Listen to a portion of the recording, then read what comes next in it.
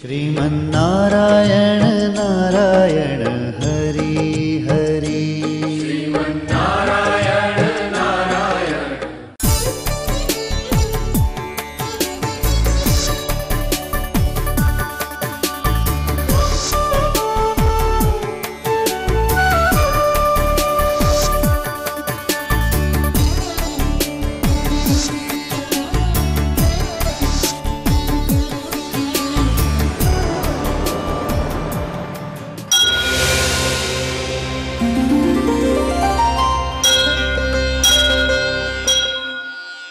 ఈ కార్యక్రమం సమర్పిస్తున్నవారు అవార్డు గ్రహీతల మొట్టమొదటి ఏకైక original Thanjavur art academy, Kalasri Thanjavur art academy, door number 1164, near Panjagutta colony signals, Srinagar colony X road నుండి 9వ బిల్డింగ్, ఇండియన్ ఓవర్సీస్ బ్యాంక్ ప్రక్కన, హైదరాబాద్ 73.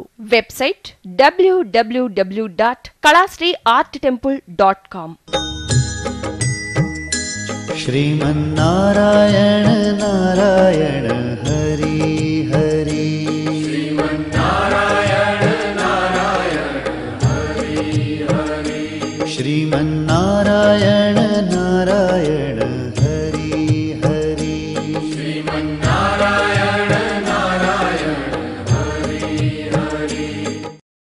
కనపడని సర్వదేవతల చిత్రాలను కనుల ముందు సాక్షాత్కరింపచేసే దైవాంశ కళ చిత్రకళ. పుట్టుకతో మాత్రమే వచ్చే అరుదైన చిత్రకళను రత్నశాస్త్రం, నాడీశాస్త్రం, వర్ణశాస్త్రం, వాస్తు, జ్యోతిష్య, సాముద్రిక లక్షణాలన్నింటితో క్రోడీకరించి బ్రహ్మీ ముహూర్తంలో నక్షత్రయుక్తంగా దేవీ దేవతల అదృష్ట చిత్రాలను చిత్రీకరించటం కళాశ్రీ కేశవ గురుస్వామి ప్రత్యేకత. వీరి తండ్రిగారైన గురుస్వామి సిద్ధయోగి శాస్త్రీయ చిత్రకారుడు కావటం చేత వారి నుండి వారసత్వంతో గురు శిష్య పరంపర సంప్రదాయ పద్ధతిలో యోగా, చిత్రకళను తీవ్ర సాధన చేసి వాటిని అభ్యసించారు. అంతేకాక తమిళనాడు ప్రభుత్వం నుంచి 9 డిప్లొమోలు మరియు దరిదాపు అన్ని రాష్ట్రాల నుండి జాతీయ స్థాయి అవార్డులు, రివార్డులు అందుకోవటం ఎంతో విశేషం. వీరి సంతానం కూడా చిత్రకారులే కావటంతో పాటు వీరు కూడా అవార్డ్స్ గ్రహీతలే కావటం మరో విశేషం. వీరి కుటుంబంలోనే పద్మశ్రీ, కళాశ్రీ అవార్డుల పంట పండింది. ప్రభుత్వం వారు వీరి ప్రతిభను గుర్తించి గురు శిష్య పరంపర చిత్రకళా పీఠానికి గురువుగా నియమించారు. కళాశ్రీ కేశవ గురుస్వామి చందమామ, బొమ్మరిల్లు వంటి అనేక పత్రికలకు చిత్రకారునిగా పనిచేయటమే కాక జాబిల్లి అనే మాసపత్రికకు చిత్రకారునిగా, సంపాదకుడిగా, ప్రచురణకర్తగా తన ప్రతిభ పాటవాలను ఆనాడే చాటుకున్నారు. సిరి సంపదలను ప్రసాదించే అదృష్ట వాస్తు చిత్రాలను చిత్రీకరిస్తూ వీటిలో అదృష్ట ముద్రలను, అదృష్ట సంకేతాలను జోడించి క్రోడీకరించి త్రికళా చిత్రాలను అందరి పూజా గదులలోనూ మరియు వాస్తుపరంగా దేవతల చిత్రాలను వీరికున్న అరుదైన చిత్రకళాయోగ సాధనతోనే బ్రహ్మీ ముహూర్తంలో చిత్రీకరించి అందరికీ అందజేస్తారు కళాశ్రీ కేశవ గురుస్వామి. త్రికళా జ్ఞానంలోనికి సుస్వాగతం. श्रीमन्नारायण नारायण हरि हरि श्रीमन्नारायण नारायण हरि हरि श्रीमन्नारायण नारायण हरि हरि श्रीमन्नारायण नारायण हरि हरि। సున్నాకు అతి విలువైన ప్రాముఖ్యత ఉంది. ఈ విలువను కనిపెట్టింది కూడా మన భారతదేశంలోని ఆర్యభట్టు వేదకాలంలోనే తెలియచేశాడు. ఈ సున్నకున్న విలువ ఇంకా దేనికి లేదు. అందుకని దశ మార్చగలిగేదే ఈ పూజ్యనీయమైన పూజ్యం. ఈ పూజ్యము వృత్తాకారంగా ఉంటుంది. ప్రపంచంలో ఏది తీసుకున్నా గురుత్వాకర్షణ శక్తితో ఏదైతే పరిభ్రమిస్తుందో అవన్నీ కూడా వృత్తాకారంగానే ఉంటాయి. ఒక కేంద్రాన్ని బిందువుగా చేసుకొని మనం ఇలా తిప్పగలిగితే వృత్తాకారమే వస్తుంది. ఆ కేంద్ర శక్తియే ఆ మహాశక్తి, గురుత్వాకర్షణ శక్తి. ఆ గురుత్వాకర్షణ శక్తికి అధిదేవతయే ఆదిపరాశక్తి. గోళాకారంగా ఉన్న గ్రహాలన్నీ ఆదిపరాశక్తి యొక్క తత్వముతో నడిపించబడుతున్నాయి. ఒకే పద్ధతిలో పరిభ్రమిస్తూ ప్రదక్షిణలు చేసుకుంటూ ప్రతి క్షణం చేస్తూ తిరుగుతూనే ఉన్నాయి. వృత్తాకారంగానే ఉన్నాయి. సూర్యుడైనా చంద్రుడైనా భూమి అయినా వృత్తాకారంగానే ఉంది, గుండ్రంగానే ఉంది. భూమి గుండ్రంగా ఉంది, నువ్వు ఎక్కడికి వెళ్ళినా మళ్ళీ ఇక్కడికే తిరిగి రావాలి అని చెబుతుంటారు. అది ఒక జీవితం యొక్క సైకిల్ సిస్టమ్, అది జీవన్మరణ సమస్య సిస్టమ్, అది సంకేతం. అది ఈ ప్రకృతికి ముఖ్యమైన జీవన్మరణ సంకేతము. ప్రకృతి చిహ్నమే గోళాకారము. అండాండ పిండ బ్రహ్మాండములన్నీ వృత్తాకారంగానే ఉంటాయన్నది మనం గుర్తుంచుకోవాలి. న్యూట్రాన్లైనా ప్రోటాన్లైనా గోళాకారంగానే ఉన్నాయి. ఇది ఏనాడో వేదకాలం నాడే మన యోగులు సిద్ధులు మహాపురుషులందరూ దర్శించుకున్నారు మనోనేత్రాన. 1 నుండి 9 వరకు లెక్క పెట్టుకుంటూ అక్కడే ఆగిపోతే ఇక సంఖ్యలకు విలువే లేదు. మళ్ళీ 1 రావాలి, మళ్ళీ పూజ్యం రావాలి. ఆ తర్వాతే దశమ స్థానం అవుతుంది, ఆ తర్వాతే శతస్థానం అవుతుంది, ఆ తర్వాతే సహస్ర స్థానం అవుతుంది, ఆ తర్వాత సహస్ర శతనామం అవుతుంది. ఇలా ఎన్నెన్నో కోట్లు కోట్లు కోటాను కోట్లుగా పెరిగిపోతూనే ఉంటుంది. కేవలం ఒక 0 కలుపుతూ వస్తే ఆ 0కు అంత శక్తివంతమైన శక్తి ఎలా ఉందో, గోళాకారంగా ఎందుకుందో ఇప్పుడు నేను చిత్రించి చూపిస్తున్నాను. ఆ వృత్తంలోనే ఎన్నెన్ని పరమార్థాలు ఉన్నాయో కూడా తెలియచేస్తూ వస్తున్నాను.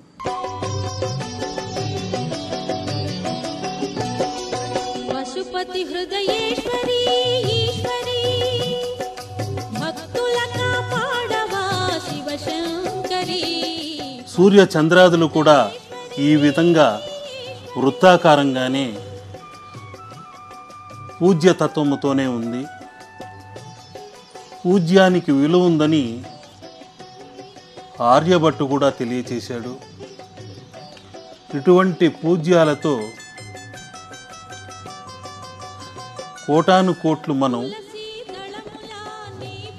దశ మార్చే శక్తితత్వంతో కూడా ఇలా ఎన్ని వృత్తాలనైనా ఒక బిందువుని కేంద్రం చేసుకొని చిత్రించుకుంటూ వెళ్ళచ్చు.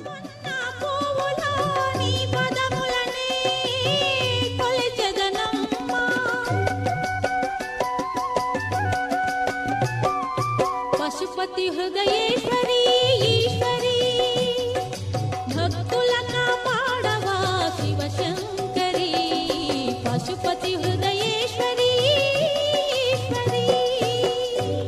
బిందు రూప తత్వముతో ఉండి అండాండ పిండ బ్రహ్మాండ అఖిలాండ కోటి నాయకి అయిన ఆ అమ్మవారిని ధ్యానిస్తే తప్పనిసరిగా అద్భుతమైన ఫలితాల్ని పొందుతారు. భవాని నామమే భయహారకం, కాత్యాయని అంటే కారుణ్యం.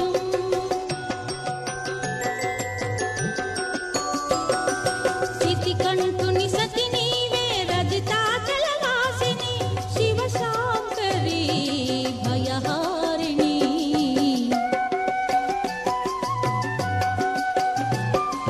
పశుపతి హృదయేశ్వరి ఈశ్వరి భక్తుల కాపాడవా శివశంకరి. పశుపతి హృదయేశ్వరి ఈశ్వరి.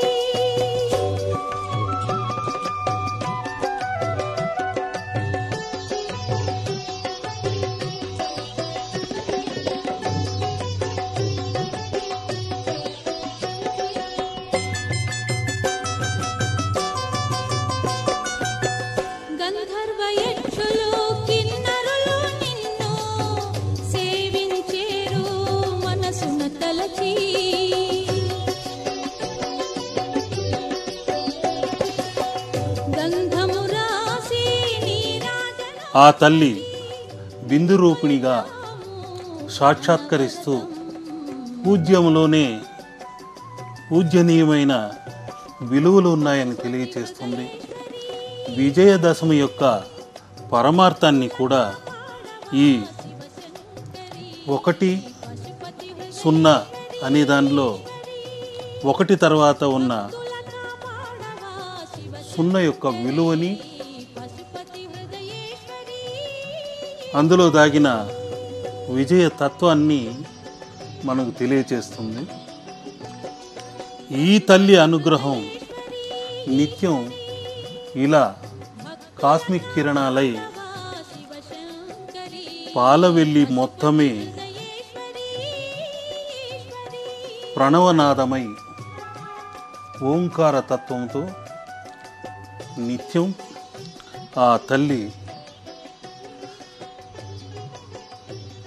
ఆదిశక్తిగా మనకు ఈ విధంగా హరిద్ర తత్వముతో మనలోని దరిద్రాల్ని తొలగించే శక్తి తరంగాలై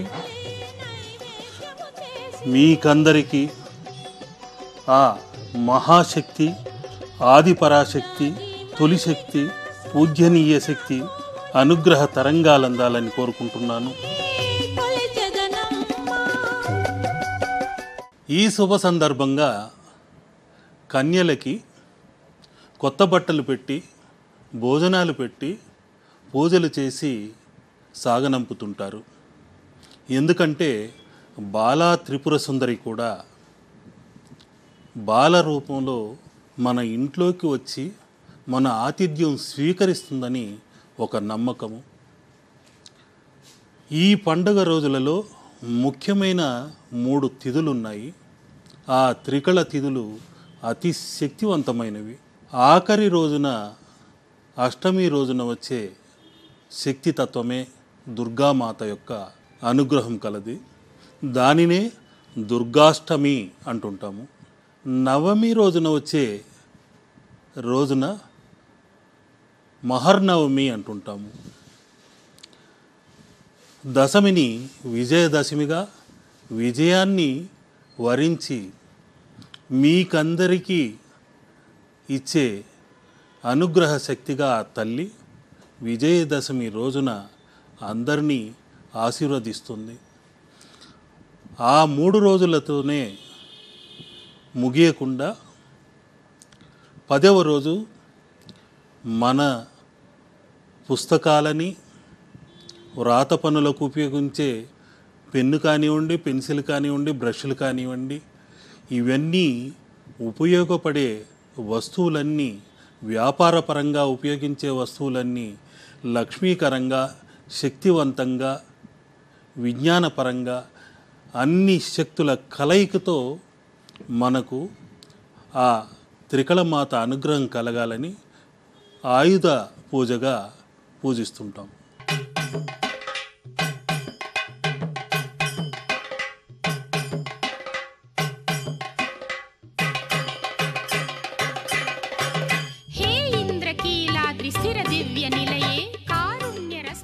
ఇది నాగబంధ ఛాయ నివారణ ముద్ర, కాస్మిక్ తరంగాల ముద్ర. ఈ ముద్ర ఏ ఇంటనైతే ఉంటుందో తప్పనిసరిగా కాస్మిక్ కిరణాలను ఆకర్షించి అక్కడున్న దుష్టతరంగ సర్పదోషాలన్నిటినీ పారద్రోలేది. సర్పాలలో ఎన్నో రకములైన సర్పాలున్నాయి. ఒక అమృతం పుట్టడానికైనా వాసుకి తోడైంది. ఆ వాసుకి సహాయంతోనే లక్ష్మి క్షీరసాగర మథనం నుండి ఉద్భవించి అనేక సంపదలకు కారణమైంది.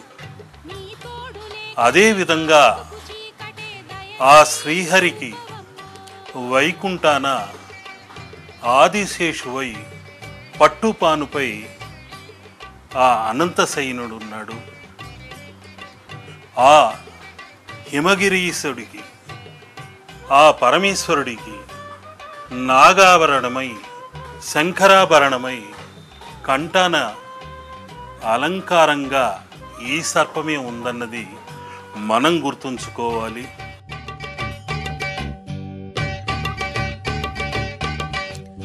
ఆ సూర్య చంద్రులు నీ నయన కాంతులు ఈ సృష్టి నీ మహిమయే. ఆ నింగి నీల 14 భువనాలు నీ భావజనితాలుగా. హే దుష్ట సంహారి దారిద్ర్య భయహారి శరణంటూ నిన్ను చేరరాగా. అభయమే కరుణించి ఆదరవు చూపించి పాలించి మమ్మే. ఇలాంటి అనేక మహిమాన్వితైన ముద్రలెన్నో ఆ చాముండేశ్వరి తల్లి నాకు అనుగ్రహిస్తుంటే నేను నా స్వయం శక్తితో ఇక్కడ గీయటం లేదు.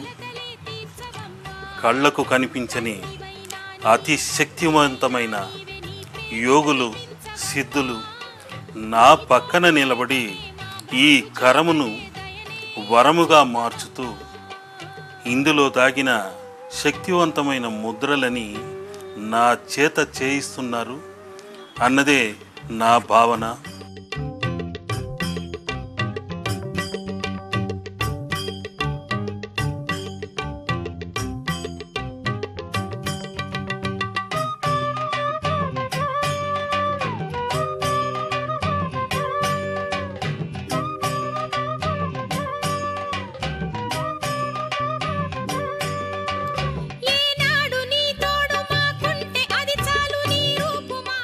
శ్రీ అన్నది కూడా కాస్మిక్ తత్వంతో ఇలా సర్పాకారంగానే ఉందని మనం కాస్త మనోదృష్టితో చూడగలిగితే ఆ కాస్మిక్ ఎనర్జీ ఎలా ఉందో మీకు అర్థమవుతుంది. ఆ సూర్య భగవానుడు ప్రత్యక్ష సూర్య నారాయణుడు నిత్యం ఈ ఏకరథముపై పయనిస్తూనే ఉంటాడు. ఆ నారాయణుడి పగ్గాలు కూడా అనేక లక్షల నాగములు పెనవేసుకుని ఉన్న పగ్గములవి. అటువంటి తత్వముతో ఉన్నదే ఈ నాగమన్నది. ఆ కాస్మిక్ కిరణ నాగములే ఇలా శ్రీకారములై ఓంకారములై మన హృదయములో కూడా నాగ కుండలిగా సాక్షాత్కరిస్తుంటుందన్నది మనం అందరం గుర్తించుకోవలసిన విషయం ఇది.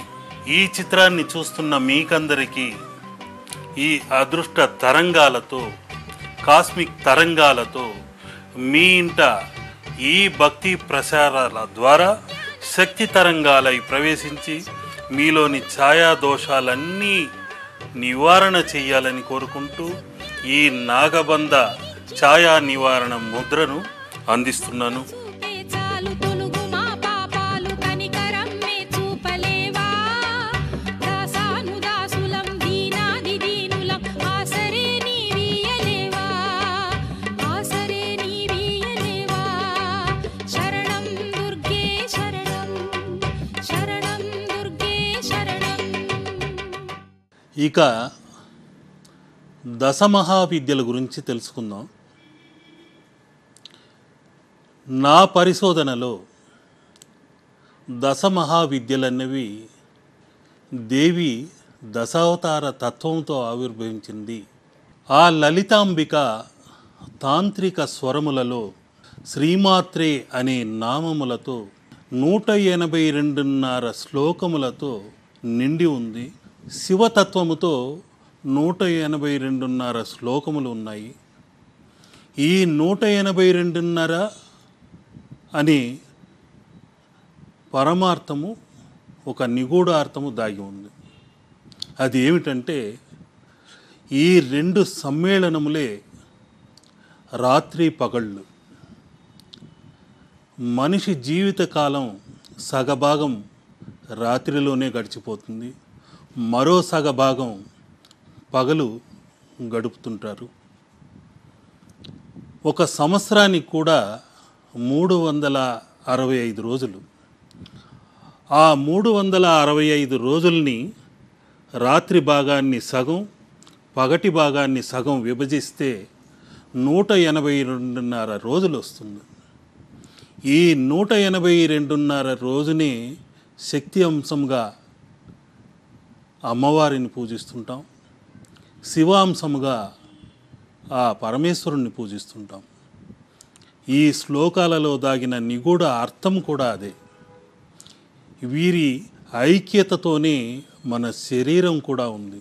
శివుడు లేనిదే శక్తి లేదు, శక్తి లేనిదే శివుడు లేడు. అందులో దాగిన అర్థం కూడా అదే. ప్రతి ఒక్కరిలోనూ ఆ శివుడు అర్ధనారీశ్వర తత్వముతోనే ఉంటాడు. శరీరం పైనున్న అవయవం కంటే లోనున్న ఆత్మలో స్త్రీతత్వముతోనూ పురుషతత్వముతోనూ శివశక్తి సమ్మేళనమై ఉంటుంది. కొన్ని సమయాలలో శివతత్వంతో రుద్రతాండవమే చేయవచ్చు, మరికొన్ని సమయాలలో శక్తితత్వముతో ప్రళయ నాట్యమే చేయవచ్చు. ఈ విధంగా 365 రోజులని శివశక్తులకు రాత్రి పగలుగా 2 భాగాలుగా విభజించి ఇస్తే మనం ఆ శక్తితత్వాన్ని పొందుతున్నాము. సంవత్సరంలో సగభాగం నిద్రలోను, సగభాగము పగటిపూట గడుపుతున్నాము. శక్తితత్వముతో పగటి భాగాన్ని, శివతత్వముతో నిద్రలో శవతత్వముతో నిద్రిస్తూ యోగ నిద్రలో గడుపుతుంటాం. ఈ నిగూఢార్థమే 182.5 శ్లోకాలలో ఉన్న పరమార్థం. అది అందరికీ సూత్రాధారమై, జీవనాధారమై, ప్రాణాధారమై సర్వశక్తిమయంగా ఈ లోకాన్ని పాలిస్తూ వస్తుంది. ఆ శక్తితత్వమే మనలో కూడా దాగి ఉంది. ఈ శ్రీచక్రం కూడా శివశక్తి కోణాల సమ్మేళనం. ఈ పైనున్న బిందువే శివబిందువు. ఈ శ్రీయంత్రంలోనే శక్తివంతమైన నవశక్తులు ఉన్నారు.